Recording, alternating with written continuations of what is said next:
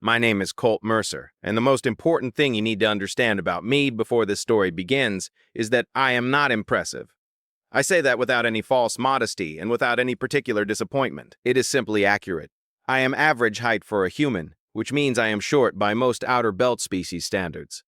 I have no military training, no combat augmentations, no special designation of any kind in any database that any species has ever maintained.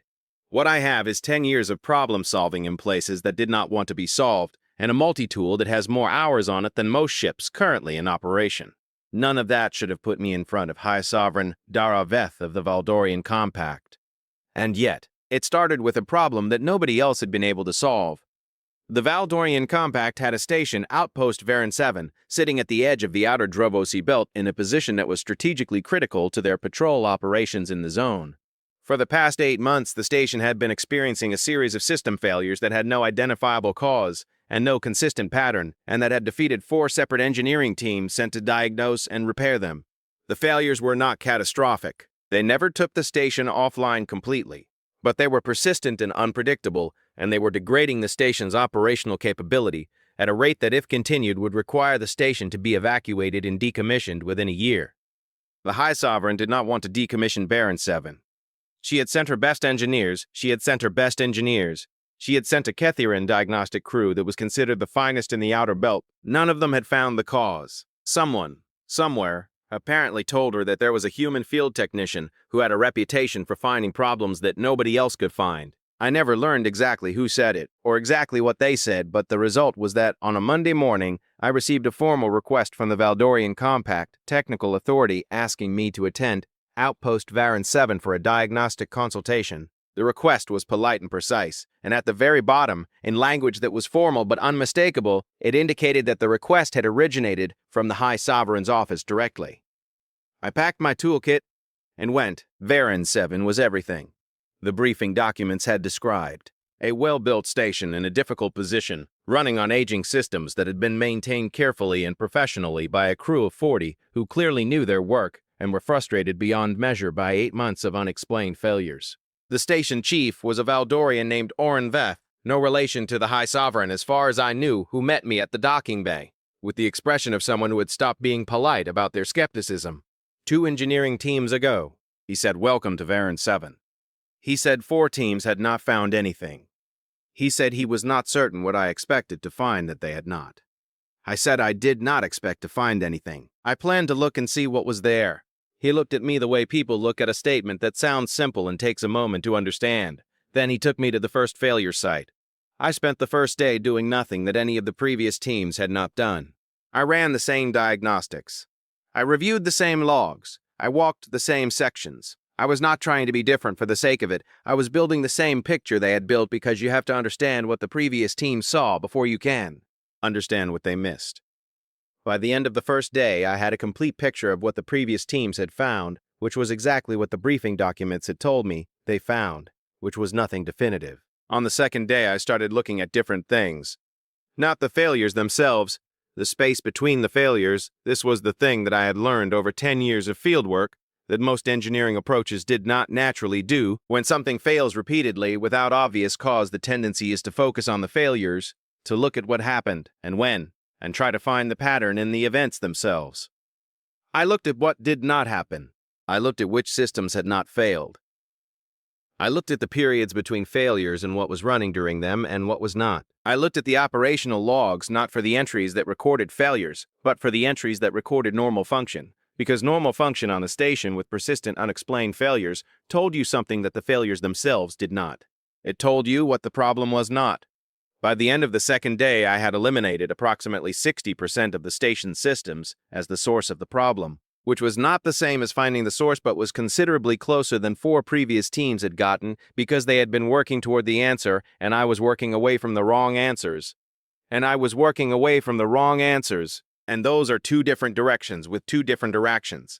On the third day, I found it. It was not in any of the primary systems. It was not in any of the systems the previous teams had focused on. It was in the interface layer between the station's original construction systems and a series of upgrades that had been installed 3 years ago, which was 9 months before the failures began. The upgrade installation had been done correctly. Every component was exactly where it was supposed to be and functioning exactly as it was designed to function.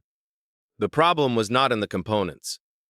The problem was not in the components. It was in the way they communicated with the original systems, specifically in a timing mismatch between the upgrade's operational cycle and the original system's maintenance cycle that occurred at irregular intervals depending on the station's operational load. When the timing mismatch happened, the two systems gave each other conflicting instructions at the junction level.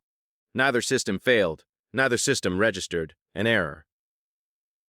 They both did exactly what they were told to do, but what they were told to do contradicted each other, and the contradiction propagated through the station systems in a cascade that resolved itself without human intervention, but left behind small degradations in efficiency that accumulated over time and expressed themselves as the unexplained failures the station had been experiencing. It was not a dramatic problem. It was not a mysterious one. Once you saw it, it was a quiet incompatibility sitting in the interface layer between two perfectly functional systems that had never been designed to talk to each other and had been doing so imperfectly for 3 years without anyone noticing because neither system was broken. I wrote up the diagnosis and the repair sequence and gave it to Veth on the morning of the 4th day. He read it. He was quiet for a long time. He read it again. Then he looked at me with the expression of someone revising a significant number of prior assumptions simultaneously. He said, "This is the interface timing mismatch." I said, "Yes." He said, "It has been running for 3 years." I said, "Yes." He said, "None of the 4 previous teams found this." I said they were looking at the failures. The mismatch does not show up in the failures. The mismatch does not show up in the failure logs because neither system registers it as a failure. He said, "Where does it show up?" I said, "It shows up in the space between the logs, in what is not recorded. You have to look at the pattern of normal function to see the gap where the mismatch occurs." He looked at the repair sequence. He said, "This is a 2-day fix." I said, "Yes." He said, 8 months of failures and a 2-day fix. I said the finding was the hard part. The fixing is straightforward once you know what you are fixing. He put the documentation down and looked at me with Valdorian eyes that had been skeptical 4 days ago and were something else entirely now. He said, "I need to report this to the High Sovereign's office." I said, "Of course." He said, "She may want to meet you." I said that was her choice. He said, "She may want to meet you." I said that was her choice. He said, "I want to be honest with you about something." I said, "Please." He said, "When you arrived, I did not expect you to find anything. Not because I thought you were incompetent, because 4 teams of people considerably more credentialed than you had found nothing, and I did not understand why you would be different." I said that was a reasonable position. He said, "What made you different?" I thought about it honestly. I said I was not trying to find the problem. I was trying to understand the station. Those are different starting points, and they take you to different places. He was quiet for a moment. He said, "I think I have been trying to find the problem for 8 months. I said, "Most people do. It is the natural approach." He said, "What is the other approach?" He said, "What is the other approach?"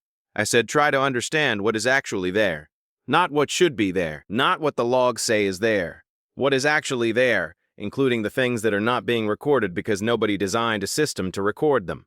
He held my gaze. He said, "That is a different way of thinking about engineering." I said, "It is a different way of thinking about most things."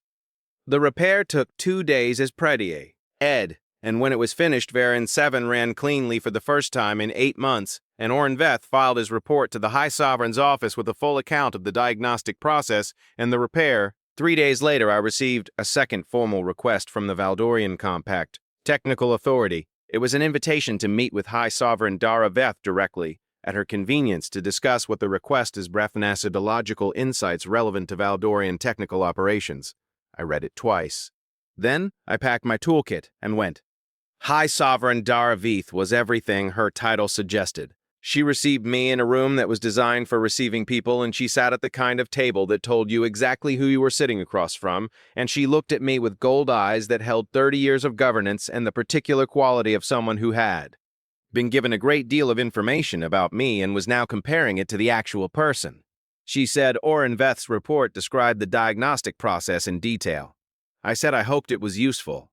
She said it described looking at the space between the logs. I said yes. She said looking at what was not recorded instead of what was. I said yes. She said she had been running the Valdorian Compact for 30 years, and in 30 years she had never heard a technical problem described that way. I said most technical approaches focus on recorded data. Recorded data tells you what systems are designed to notice. It does not tell you what they are not designed to notice. She said, and you look for what they are not designed to notice.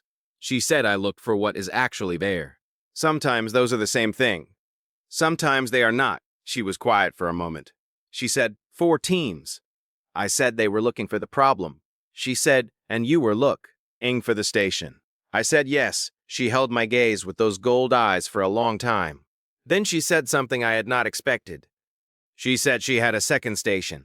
She said it had been experiencing unexplained failures for 6 months. She said 3 teams had found nothing. I looked at her. She looked at me. I said, when do you want me there? She almost smiled. It was brief and controlled and genuine. She has said tomorrow. I said I would need my toolkit. She said it would be waiting for me. I picked up my toolkit from the table between us, where I had set it when I sat down, because I had brought it into the meeting, because I always had it with me. And I thought I saw something move in her expression when she noticed that I had brought it into a formal meeting with the High Sovereign of the Valdorian Compact. Not amusement. Something more like recognition. She said, one more thing before I left. She said the request that had brought me to Varan 7 had described me as a human with a reputation for finding problems nobody else could find. She said she wanted to know where that reputation had come from. I said 10 years of fieldwork. She said specifically. I said I had always been the least impressive person in most rooms I walked into. Early in my career, I learned that the impressive people usually looked at the impressive things. The things that were worth looking at but did not look impressive were usually still there after they left. She said, and those were the things you looked at. I said those were the things I looked at. She was quiet. She said that was either a very humble description of what you do or a very precise one. I said I had always found that humble and precise were usually the same thing. She looked at me one final time with those gold eyes. She said she was revising her understanding of humans. I said that seemed fair. She said starting with the file. That described them as mid-tier across most measurable categories. I said the file was measuring the wrong things. She said yes. She said apparently it was. I left with my toolkit and went to pack for the second station and thought about 10 years of walking into rooms as the least impressive person and looking at the things the impressive people had finished with. There was always something left to find. There always was. You just had to be willing to look at the space between what was recorded and what was actually there. That was the whole thing. That had always been the whole thing.